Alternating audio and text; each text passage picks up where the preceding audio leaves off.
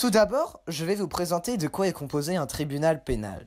Bien, ici, vous pouvez voir le juge. Il mène le débat contradictoire entre les parties opposées.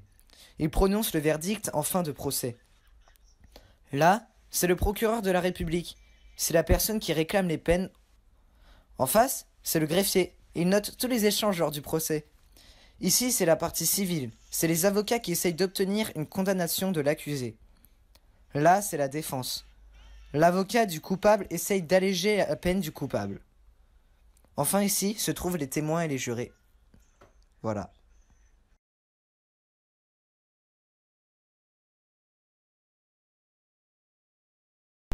Dans un procès, il y a plusieurs étapes. La première, c'est les débats. C'est quand le président procède aux différents interrogatoires à la partie civile, à l'accusé, aux témoins et aux experts. En effet, lors d'un procès, aucune prise de parole ne se fait de manière intempestive.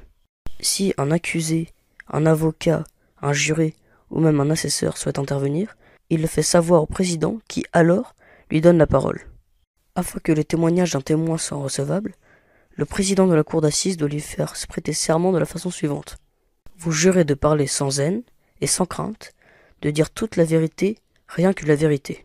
Toutefois, les membres de la famille proche de l'accusé et les personnes privées de leurs droits civiques n'ont pas à prêter serment. Un juré a le droit de poser des questions à l'une des parties, à un témoin ou à un expert. Il peut le faire en s'adressant directement à la personne, après avoir demandé l'autorisation au président. Les questions doivent être neutres et ne suggérer aucun parti pris. Le président assure également la police du procès. Il veille à ce que les débats se déroulent dans le cadre fixé par le législateur. Il veille aussi à ce que les débats restent intelligibles. La seconde étape, c'est la plaidoirie de la partie civile.